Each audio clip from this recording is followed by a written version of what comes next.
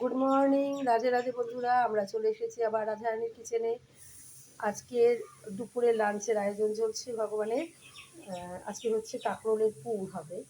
কাঁকরোল জল সেদ্ধ করে নিয়ে এর ভেতরটা বের করে একটু আলু সেদ্ধ, একটা আলু সেদ্ধ আলু, আর এটা তার মধ্যে তিল, পোস্ত, লঙ্কা বেটে সেটা এর মধ্যে মেশানো হয়েছে। আজকে এর মধ্যে একটা জিনিস দিয়েছি, সেটা হচ্ছে সর্ষে পোস্ত পাউডার। ঠিক আছে, এটা একটু মেশানো হয়েছে। সর্ষে ইন জেনারেল আমরা ইউজ করি না, আমি আজকে দিয়েছি, দুখানা প্যাকেট ছিল তাই দিয়েছি। আর এটা রেডি হয়ে গেলে, এই পুরটা এর মধ্যে ভরা হয়ে গেলে, নুন, মিষ্টি, হলুদ এটা তো সবাই দেবে। আর আমার কাছে বেসন বা চালের গুঁড়ো এই মুহূর্তে নেই, আমি কর্নফ্লাওয়ার গুলে রেখেছি। কর্নফ্লাওয়ারটা একটু টাইট হয়ে যাবে আস্তে আস্তে, এখন পাতলা আছে, আস্তে আস্তে ঘন হয়ে যাবে, নাহলে আরেকটু দেবো।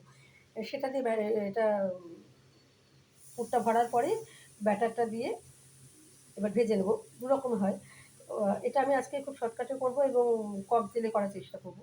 কারণ এই পুরটা আগে কালো জিরের ফোড়ন দিয়ে ভেজে নিয়ে তারপর এর মধ্যে ভরে, তারপর যদি কেউ ফ্রাই করে, তোমরা করো, ব্যাটারটা দেওয়ার পরে ফ্রাই করো, তবে একটা টেস্ট হবে। নারকেল কড়া দিতে পারো এর মধ্যে, তবে আলাদা টেস্ট হবে একটা। হ্যাঁ, আর কাঁচা ভরে করলেও হয়, মাইক্রোওভেনে করতে পারো তোমরা, এয়ার ফ্রায়ারে করতে পারো।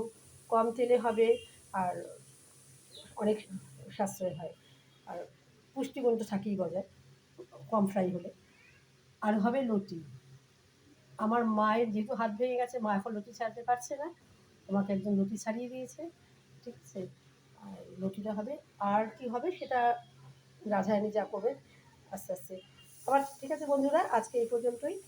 আবার দেখা হবে রাধারানীর সংসারে রাজভোগের সময়, লাঞ্চ ভোগ যখন হবে তখন। ঠিক আছে বন্ধুরা, রাধে রাধে। যে যেখানে থাকো আছো ভালো থেকো।